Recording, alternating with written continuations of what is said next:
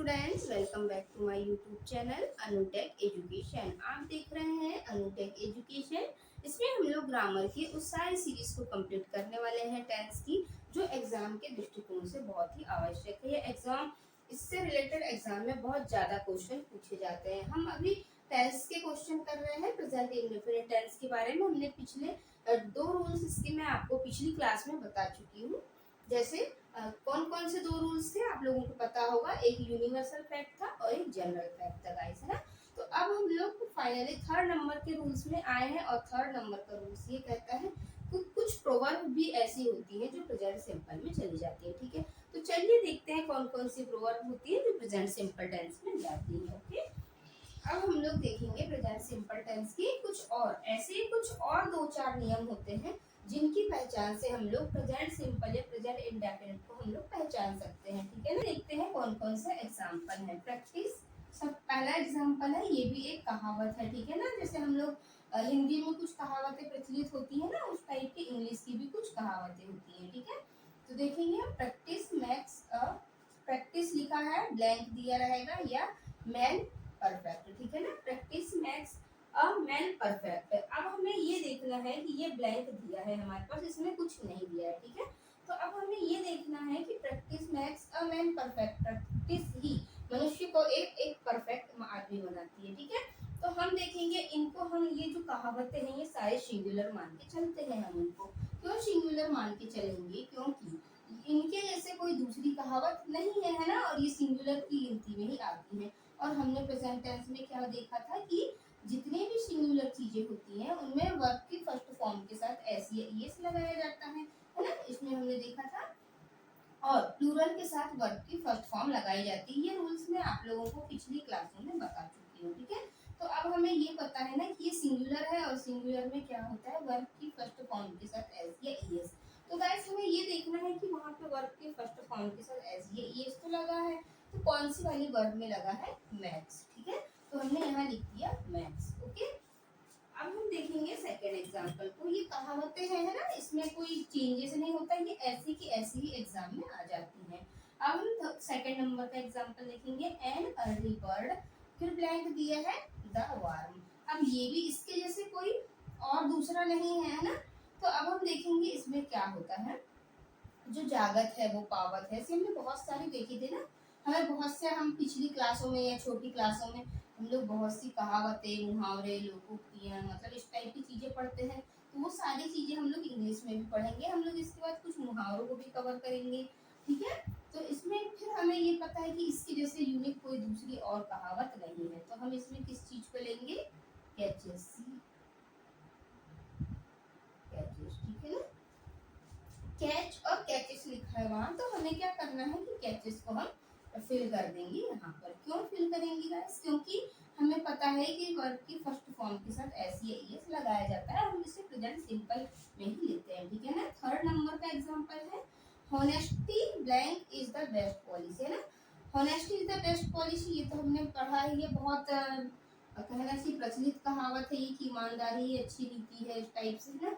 तो हमने इसमें ये तो फिक्स है और ये एक ही है, इस टाइप की और कोई दूसरी कहावत नहीं है, इसीलिए हमने इसमें भी वर्ब की फर्स्ट फॉर्म के साथ एस या ईएस वाला, अगर हमें फंडा यहाँ नहीं पता है और यहाँ पे यदि हमें ये वर्ब दिया था और यहाँ पे दिया है इसने इजम आर में से सेलेक्ट करने के लिए, तो हम इन्हें सिंगुलर मान के चलेंगे और इसके साथ सिंगुलर वर्ब लगा देंगे। ठीक है ना, हम ये भी सिंगुलर ही वर्ब लगा रहे थे, लेकिन हमें पता है ना कि वर्ब के फर्स्ट फॉर्म के साथ एस या ईएस आता है, लेकिन इसने क्या किया कि इफ एंड आर में से हमें सेलेक्ट करने दिया है। तो हम देखेंगे honesty is the best policy, है ना, तो हम इसमें से इस सिंगुलर वर्ब को सेलेक्ट कर देंगे। अब हम नेक्स्ट एग्जांपल देखेंगे, अब ऑलवेज खालिस्तान हिज टूल्स।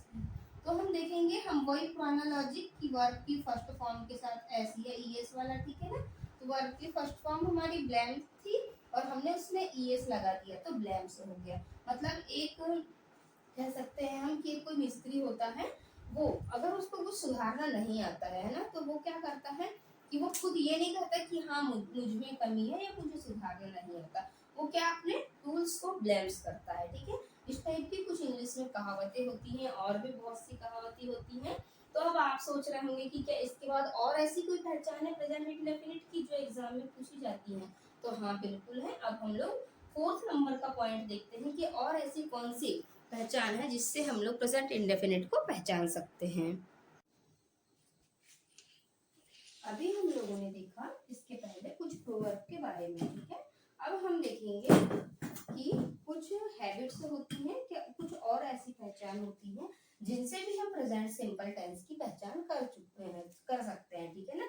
तो चलिए देखते हैं ऐसी कौन कौन सी पहचान होती है जिनसे हम लोग प्रेजेंट सिंपल टेंस को और अच्छे से पहचान सकते हैं, ठीक है।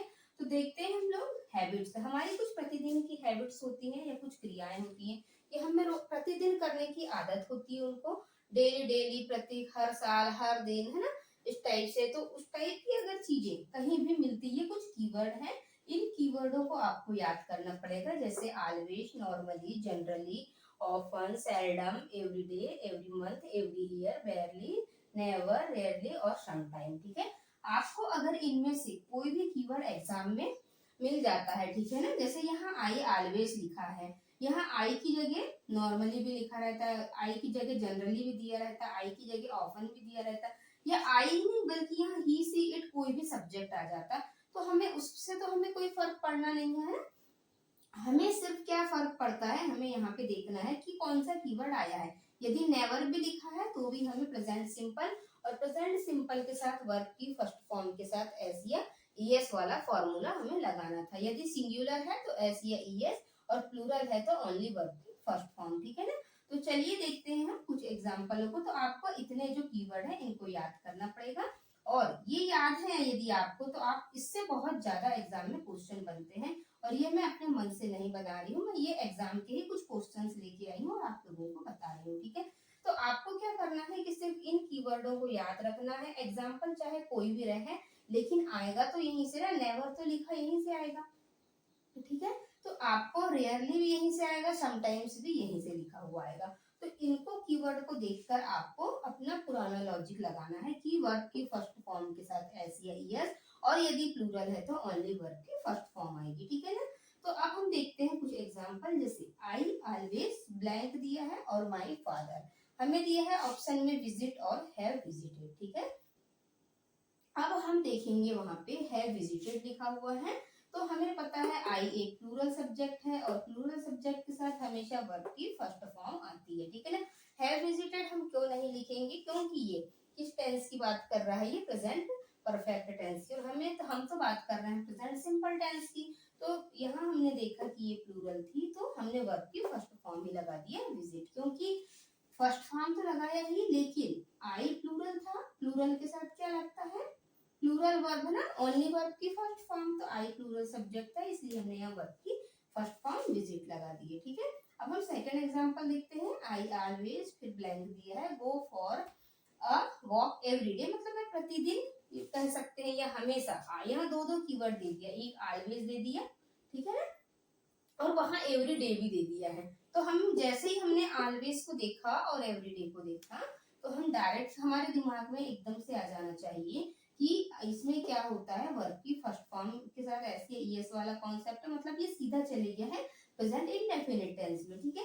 तो हमने हमारा सब्जेक्ट को देखा, आई एक प्लूरल सब्जेक्ट है, और प्लूरल के साथ हमें वर्ब की फर्स्ट फॉर्म लगाना पड़ता है, ठीक है।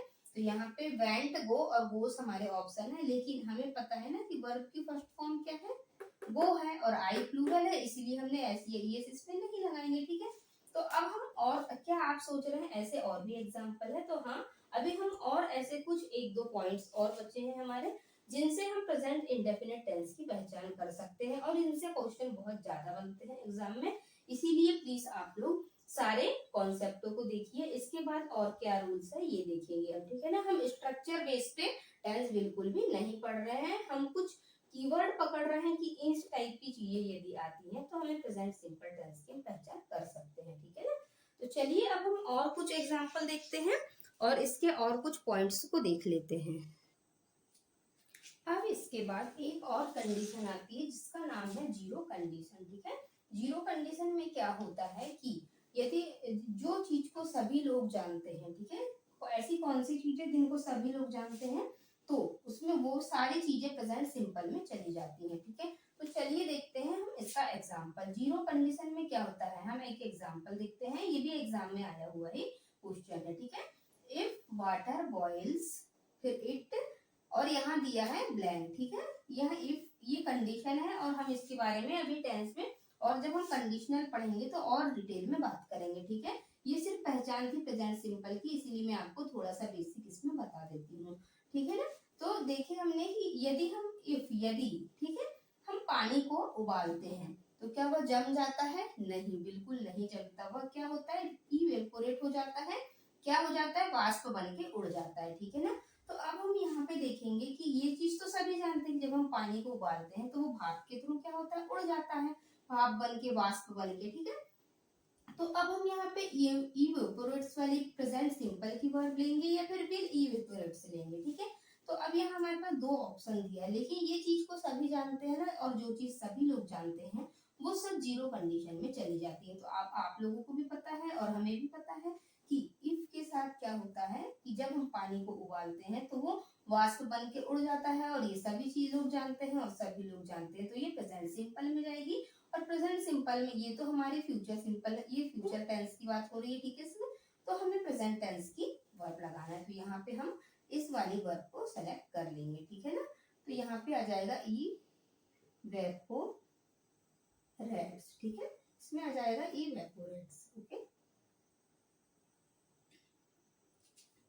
इवेपोरेट्स हो जाएगा इसमें, ओके। तो इस टाइप से कुछ जीरो कंडीशंस होती है, ठीक है ना। तो ये जितनी भी इस टाइप की कंडीशन होती है, जिन चीजों को सभी लोग जानते हैं, तो वो सारी चीजें प्रेजेंट इंडेफिनिट में चली जाती हैं। तो इन्हीं इससे भी बहुत से क्वेश्चन बनते हैं एग्जाम में। तो इसका कुछ ऐसा स्ट्रक्चर होता है कि इफ दिया रहेगा, हमें शुरू में हमेशा इसमें इफ के साथ ही सेंटेंस शुरू होगा। इफ दिया है, बीच में कुछ लिखा है, फिर उसके बाद प्रेजेंट सिंपल, देखिए यहाँ पे भी है, इफ है, बीच में कुछ लिखा हुआ है, ठीक है ना, ऑब्जेक्ट। उसके बाद यहाँ पे भी हमने देखा प्रेजेंट सिंपल, वर्ब की फर्स्ट फॉर्म के साथ एस या ईएस लगा था, तो ये प्रेजेंट सिंपल। फिर बीच में ब्लैंक, मतलब यहाँ पे कुछ भी लिखा रहेगा, और फिर इसके बाद प्रेजेंट सिंपल। तो ये देखिए इसके बाद ये भी प्रेजेंट सिंपल है ना। और हमें पता है कि यदि सिंगुलर है तो वर्ब की फर्स्ट फॉर्म के साथ एस या ईएस, और प्लूरल है तो ओनली वर्ब की फर्स्ट फॉर्म लगेगी। तो इधर भी प्रेजेंट सिंपल, इधर भी प्रेजेंट सिंपल। देखिए ये आया है यहाँ, इफ के बाद प्रेजेंट सिंपल आया है, बॉयल्स, फिर उसके बाद में फिर ब्लैंक है, कुछ भी दिया है यहाँ, ऑब्जेक्ट जैसे इट दे दिया है यहाँ, या कोई सब्जेक्ट दे दिया है। तो उसके बाद में हमने देखा कि इधर भी प्रेजेंट सिंपल वाली वर्ब को ही हमने फिल किया, हमने फ्यूचर वाली वर्ब को फिल नहीं किया है, ठीक है ना। तो चलिए और हो गई, ठीक है ना। एक तो हमने जनरल फैक्ट पढ़ा, एक यूनिवर्सल फैक्ट पढ़ा था, एक हैबिट्स पढ़ा हमने, कुछ प्रोवर्ब्स के बारे में पढ़ा नॉर्मली, जैसे कुछ कहावतें होती हैं, है ना। और हैबिट्स के बारे में normally, generally, rarely, बेयरली, always, never, इस टाइप के कुछ कीवर्ड देखा, उनसे भी बहुत ज्यादा क्वेश्चन बनते हैं। फिर हम आए जीरो कंडीशन पे। जीरो कंडीशन का स्ट्रक्चर इफ से शुरू होगा, इफ प्रेजेंट सिंपल, और इधर भी प्रेजेंट सिंपल, ठीक है ना। और हमें उसमें से ही सेलेक्ट करना है ब्लैंक को, ठीक है। अब इसके बाद और कंडीशंस देख लेते हैं, और कौन सी ऐसी कंडीशंस हैं जो बहुत इंपॉर्टेंट होती हैं और एग्जाम में पूछी जाती है, ठीक है। चलिए अब हम लोग और कुछ कंडीशंस है, हमारी 6 नंबर की कंडीशंस आती है एक रियल कंडीशन, ठीक है ना, कि रियल कंडीशन में क्या होता है। ये भी प्रेजेंट सिंपल में ही जाती है। इसके भी कुछ कॉन्सेप्ट हैं जो हम लोग देखेंगे, ठीक है। ये भी बहुत ज्यादा इंपॉर्टेंट है और एग्जाम में यहाँ से भी बहुत ज्यादा क्वेश्चन बनते हैं और हम लोग समझ ही नहीं पाते, ठीक है, कि कहाँ से क्वेश्चन आ गया है। तो देखते हैं हम, इसमें भी दो घटनाएं होती है। एक पहली घटना ये हो गई, ठीक है, ये फर्स्ट घटना है हमारी, या हम इसको लिख सकते हैं फर्स्ट इवेंट, एक हो गया ये, और ये हमारी सेकंड घटना, ठीक है ना। तो ये इस क्वेश्चन हमारा इफ से शुरू होगा, जैसे जीरो कंडीशन में हो रहा था इफ से शुरू, उसी प्रकार यहाँ भी हम इफ से स्टार्ट करते हैं क्वेश्चन को। तो क्या होगा, पहले इवेंट में कुछ और बात बोली जाएगी और दूसरी इवेंट में कुछ और बात बोली जाएगी, ठीक है ना। फर्स्ट इवेंट और ये सेकंड इवेंट है, ठीक है। यहाँ पे हम सेकंड की जगह इवेंट भी लिख सकते हैं, ठीक है ना। मैंने आप लोगों को समझाने के लिए लिख दिया है सर, ठीक है। थोड़ा सा राइटिंग पे ध्यान मत दीजिएगा, थोड़ा क्या है जल्दी में बताती हूँ मैं, तो राइटिंग मिस थोड़ी बहुत इधर उधर हो जाती है। अगर मैं बहुत डेकोरेट कर करके लिखूंगी ना, तो राइटिंग फिर राइटिंग को ही देखूंगी तो मैं आपको कंसंट्रेट नहीं कर पाऊंगी, ठीक है ना। तो इस पे दो इवेंट होंगे, एक फर्स्ट इवेंट और ये सेकेंड इवेंट, ठीक है। तो यदि आप ऐसा करोगे तो ऐसा हो जाएगा इस टाइप से। तो हम देखेंगे पहली जो घटना होगी हमारी, या पहला जो इवेंट होगा, उसमें वर्ब की प्रेजेंट सिंपल में जाएगी, वो वर्ब की फर्स्ट फॉर्म के साथ एस या ईएस आएगा, और जो सेकंड वाला इवेंट होगा वो फ्यूचर टेंस में जाएगा। ठीक है, शैल विल प्लस वर्ब की फर्स्ट फॉर्म। ठीक है ना। अब हम देखते हैं इसमें कि क्या होता है इसमें। ठीक है, तो शैल विल पे जाएगी ये घटना। ठीक है, एक तो जाएगी हमारी प्रेजेंट सिंपल में और दूसरी चली जाएगी फ्यूचर सिंपल में। ठीक है ना। तो अब हम देखेंगे इसमें कि इफ से शुरू हो रहा है क्वेश्चन हमारा, और वर्ब की फर्स्ट फॉर्म के साथ ऐसी है, ये प्रेजेंट सिंपल, एक तरफ हमें प्रेजेंट सिंपल मिलना ही चाहिए और दूसरी तरफ हमें फ्यूचर सिंपल मिलना चाहिए। ठीक है, ये चीज हमने देख लिया। इफ प्रेजेंट सिंपल, एक तरफ हम देखेंगे फ्यूचर सिंपल। तो हमारा सेंटेंस शुरू हुआ इफ से। अब हमने देखा यू एक प्लूरल सब्जेक्ट है, तो प्लूरल के साथ हमें वर्ब की फर्स्ट फॉर्म लगाते हैं। हम ये चीज पहले भी बता चुके हैं कि सिंगुलर है तो एस या ईएस, और प्लूरल है तो वर्ब की फर्स्ट फॉर्म। ठीक है, मी। तो ये क्या हुआ हमारा, ये हमें पता चल गया ना कि ये प्रेजेंट सिंपल है। ठीक है, प्रेजेंट सिंपल हमें कैसे पता चला कि ये प्लूरल के साथ वर्ब की फर्स्ट फॉर्म लगी है। ठीक है, तो ये हमें प्रेजेंट सिंपल है। अब हम देखेंगे आगे देखेंगे अगला सेंटेंस इसी में जो जुड़ा हुआ है। आई भी प्लूरल सब्जेक्ट है। ठीक है, ब्लैंक द पार्टी। पूरा क्वेश्चन क्या कह रहा है कि यदि तुम मुझे शादी में बुलाते हो, ठीक है ना, या इनवाइट करते हो, या किसी पार्टी में मुझे आप इनवाइट करते हो तो मैं जरूर आऊंगा। ठीक है ना। तो अब हम देखेंगे जरूर आऊंगा। आऊंगा से हमने अभी टेंस में पहले पढ़ा कि गा के गी अगर लास्ट में आता है तो हम फ्यूचर टेंस की तरफ देखते हैं। इसीलिए हमने अभी ये भी लिखा यहाँ पे कि हमें शैल विल वाली वर्ब सेकंड वाले में लगाना है। ठीक है, तो सेकंड इवेंट पे हम यहाँ पे क्या फिल कर देंगे, विल अटेंड। ठीक है ना, ये हमारा फ्यूचर टेंस हो गया। ओके, तो एक तरफ प्रेजेंट टेंस, एक तरफ फ्यूचर टेंस। ठीक है ना। तो ये दो घटनाएं अभी मैं आपको टेंस में, इसके आगे जब हम कंडीशन पढ़ेंगे तो और भी क्वेश्चन करवाऊंगी मैं आप लोगों के।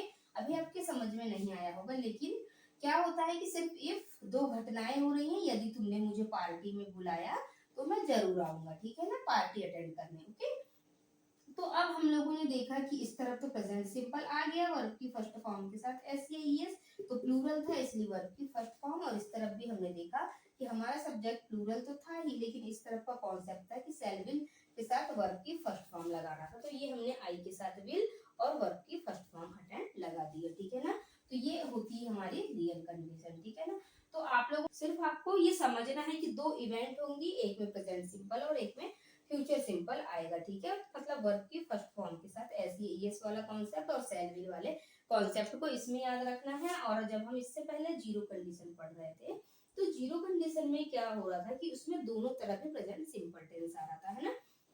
इधर भी हमने देखा था इफ वाटर बॉइल्स, तो इधर भी देखा था इट इवेपोरेट्स हो रहा था, है ना। तो इधर भी प्रेजेंट सिंपल आ रहा था और इधर भी प्रेजेंट सिंपल आ रहा था, उसमें दोनों तरफ। लेकिन जो रियल कंडीशन होती है तो उसमें एक तरफ प्रेजेंट सिंपल आता है और दूसरे तरफ हम देखेंगे फ्यूचर सिंपल आता है। ठीक है ना। तो ये तो थे हमारे ऐसे 6 नियम जो प्रेजेंट सिंपल टेंस में जाते थे या प्रेजेंट इंडेफिनिट में जाते थे, जिनसे एग्जाम में बहुत ज्यादा क्वेश्चन बनते थे। ठीक है ना।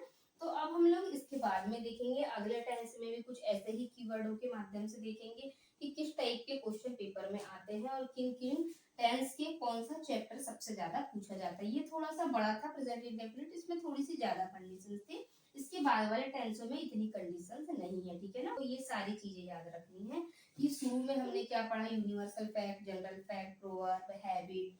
ठीक है, हैबिट के बाद हमने देखा जीरो कंडीशन, रियल कंडीशन। ठीक है, ये सारे आप लोगों को अगर रूल्स पता है तो आप एग्जाम में इस टाइप के क्वेश्चन यदि देता है तो आप आसानी से कर लेंगे। ठीक है ना, बस हमें ये याद रखना है कि कॉन्सेप्ट कि जब इस तरफ प्रेजेंट सिंपल और इस तरफ भी प्रेजेंट, कुछ तो ऑप्शन देख करके हमें समझ में आ जाता है कि यदि इधर प्रेजेंट सिंपल तो इधर भी प्रेजेंट सिंपल, जीरो कंडीशन, और हम रियल कंडीशन में इधर प्रेजेंट सिंपल तो इधर फ्यूचर सिंपल। ठीक है ना, इस टाइप से हम देखेंगे। और दो इवेंट दिखी रहेंगी, एक तो बुलाने की और एक पार्टी अटेंड करने की।